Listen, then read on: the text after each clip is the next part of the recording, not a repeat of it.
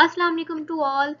Last lecture में हम लोग ने देखा कि डाटा एनालिसिस क्या होता है और हम डाटा एनालिसिस क्यों करते हैं रिसर्च डाटा पे, क्योंकि डाटा कलेक्शन करने के बाद फिर कौन कौन से ऐसे पॉइंट्स हैं किस तरह का हमारे पास डाटा होता है, किस तरह के एनालिसिस करते हैं। अब हम स्टेप बाय स्टेप जो है हर एनालिसिस के बारे में एक ब्रीफ इंट्रोडक्शन के साथ उसको देखेंगे कि वो हम क्यों यूज़ करते हैं, किस सिचुएशन में यूज़ करते हैं, और फिर हम जो नेक्स्ट है उसका वो परफॉर्म करके भी देखेंगे कि हम उसको एसपीएस पे किस तरह परफॉर्म करते हैं, और परफॉर्म करने के बाद उस डाटा को इंटरप्रेट किस तरीके से करते हैं वो भी हम लोग देखेंगे। तो ये सारा काम हम करेंगे इंशाल्लाह। तो लेक्चर को स्टार्ट करने से पहले जिन लोगों ने अभी तक मेरे चैनल को सब्सक्राइब नहीं किया उन सबसे रिक्वेस्ट है कि वो मेरे चैनल को सब्सक्राइब कर दे और बेल आइकॉन को भी क्लिक कर दे ताकि हम लोग रोज रोज मिलते रहें और एक दूसरे की नॉलेज को इंक्रीज कर सकें। चलते हैं लेक्चर की तरफ। So what is frequency table?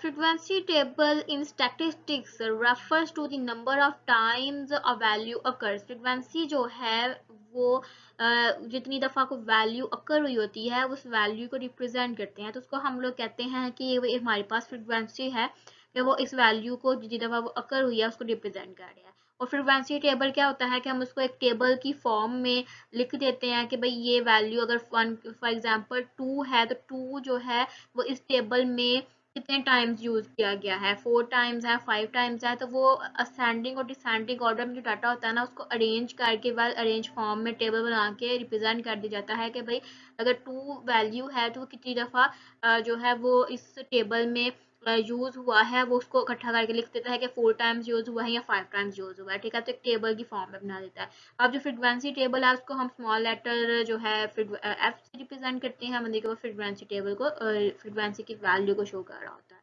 तो ये हम बेसिकली आप देख रहे हैं कि फ्रीक्वेंसी टेबल क्या होता है।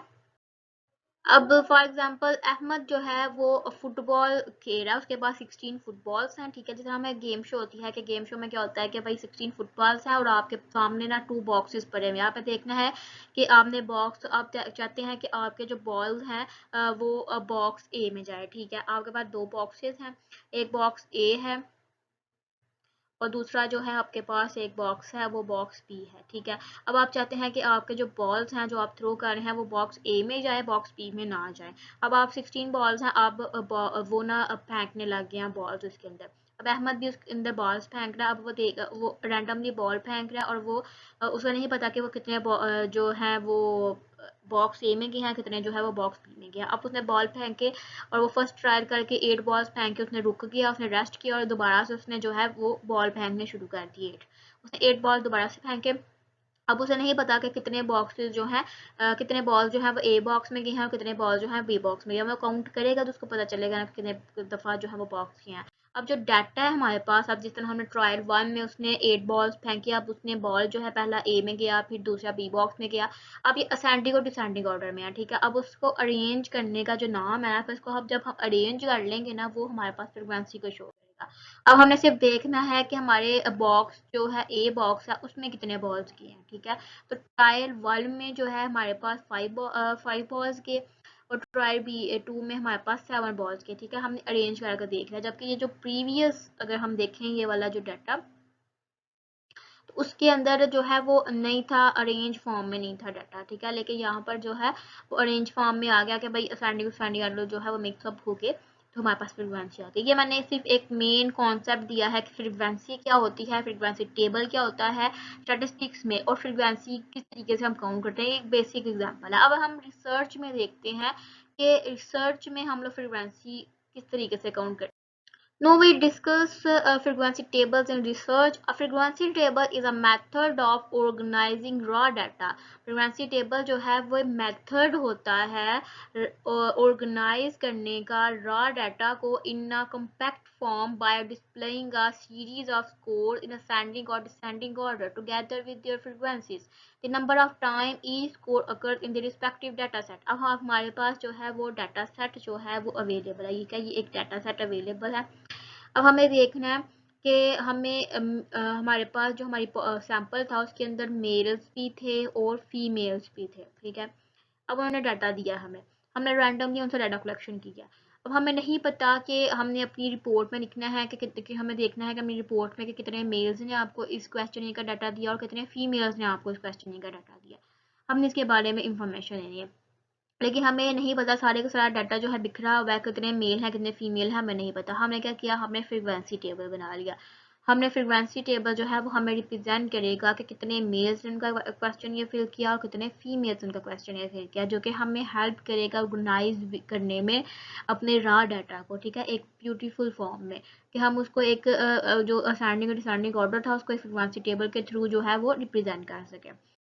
अब जो फ्रीक्वेंसीज होती है ना, फ्रीक्वेंसी टेबल से हमें ये पता चल जाता है कि हमारा जो डाटा एंटर हुआ हुआ है क्या वो वैलिड तरीके से एंटर हुआ है कि नहीं हुआ, कोई उसके अंदर, अब अक्सर हम एंट्रीज कर रहे होते हैं तो कोई वैल्यू हमसे मिस हो जाती है, उसके अंदर हम देख सकते हैं कि मिसिंग वैल्यू कितनी आई हुई है और टोटल वैल्यूज हमारे पास कितनी है, यानी कि टोटल हमने एंट्रीज की हैं अपने डाटा की कि नहीं की। उसके अलावा हमें फ्रीक्वेंसी टेबल से ये भी पता चल जाता है कि हमारे अगर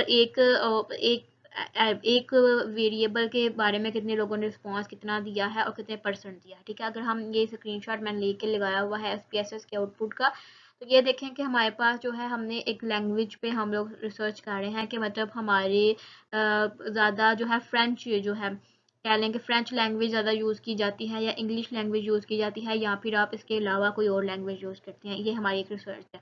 तो अब देखना है हमने कि इंग्लिश हमने फ्रीक्वेंसी बनाई है, फ्रीक्वेंसी से हमें जो है परसेंटेज के थ्रू जो है वो समझ आ जाएगी कि 77% लोग जो है वो इंग्लिश लैंग्वेज यूज़ करते हैं, 6.7 जो लोग हैं उनका रिस्पॉन्स ये है कि वो फ्रेंच लैंग्वेज यूज़ करते हैं, 14.7 जो है वो इन दोनों के अलावा कोई लैंग्वेज यूज़ करते हैं, ठीक है।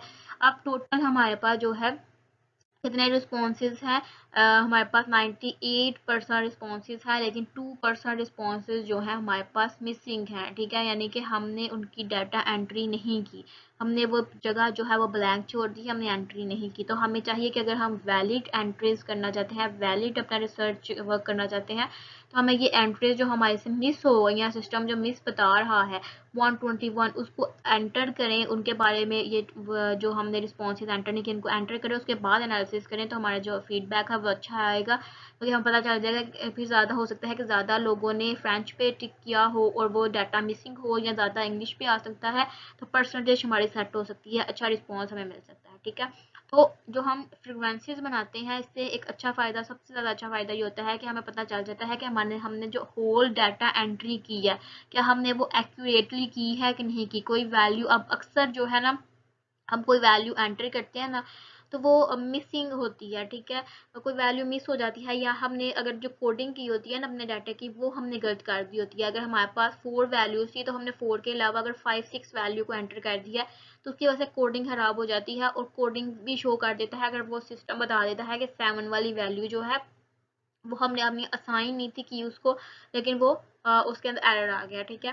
तो ये बहुत ज़्यादा हेल्पफुल चीज़ होती है, तो इसलिए हम फ्रीक्वेंसी जो है वो अक्सर जब आपको अगर ज़रूरत नहीं भी अपने डाटे में फ्रीक्वेंसी की आपने नहीं यूज़ करनी, तो फिर भी अपने डाटा एंट्री करने के बाद हर वेरिएबल का या ओवरऑल फ्रीक्वेंसी टेबल बना के देख लेना चाहिए कि क्या वो वैलिड हमने एंट्रीज की हैं कि नहीं की, ठीक है।